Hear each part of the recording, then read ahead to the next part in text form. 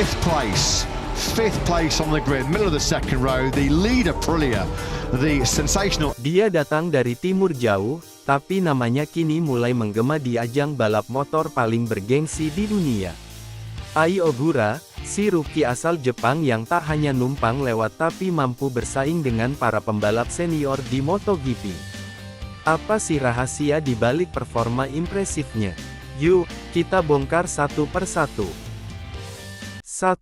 Perjalanan awal karir. Ogura memulai karir balapnya di karting sebelum beralih ke balapan motor. Pada usia muda, ia menunjukkan potensi besar yang membawanya ke kejuaraan-kejuaraan junior, di antaranya Asia Talent Cup, Red Bull Rookies Cup, dan Moto3 Junior World Championship yang kini telah berubah menjadi Junior GP. Ogura melakukan debut penuh di ajang Grand Prix lewat kelas Moto3 pada tahun 2019, di mana dia langsung menonjol dengan kemampuannya yang menjanjikan dengan mengakhiri musim di peringkat 10. Didukung tim yang solid, Ogura mulai memperlihatkan kemampuannya yang mengesankan di lintasan balap. Kiprah di Moto2. Usai menduduki peringkat 3 di Moto3 2020, Ogura dipromosikan ke Moto2 pada 2020. Ia cepat beradaptasi dan menjadi salah satu pembalap muda menjanjikan. Kecepatan dan ketahanan Ogura di lintasan balap membawanya meraih beberapa podium dan bahkan kemenangan. Ogura bahkan mengakhiri musim 2022 sebagai runner-up usai bertarung memperebutkan gelar dunia dengan Augusto Fernandez sampai seri penutup. Pada 2023, Ogura sempat mengalami cedera pergelangan tangan yang cukup parah, tetapi berhasil mengakhiri musim di peringkat 9. Musim 2024 adalah salah satu musim terbaik Ogura di Moto2. Meninggalkan Honda Tim Asia dan pindah ke MT Helmets MSI, ia meraih beberapa kemenangan dan podium penting, yang menunjukkan kemampuannya untuk bersaing di level tertinggi bersama Sergio Garcia dan Joe Roberts. Hingga akhirnya bisa mengunci gelar juara Moto 2024. 2. Gaya balap yang unik. Kalau kamu perhatikan, gaya balap Ai Ogura ini berbeda.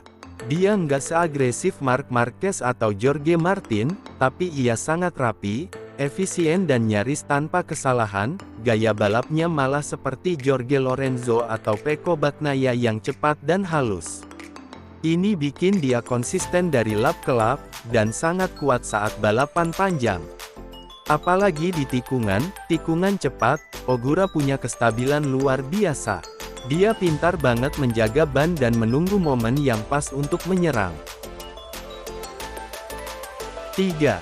Dukungan tim dan mentalitas. Kesuksesan Ai Ogura juga nggak lepas dari peran tim. Honda Tim Asia, misalnya, udah membentuk dia sejak Moto3. Mereka mengerti cara kerja Ai Ogura, tahu membangun motor sesuai dengan gayanya. Dan jangan lupakan satu hal penting. Mentalitas Jepang. Fokus, disiplin dan nggak gampang puas. Ogura dikenal sebagai pembalap yang selalu belajar, selalu analisa tiap data dan terus berkembang. 4. Latihan fisik dan mental. Balapan MotoGP itu nggak cuma soal kecepatan. Fisik dan mental harus sama kuatnya.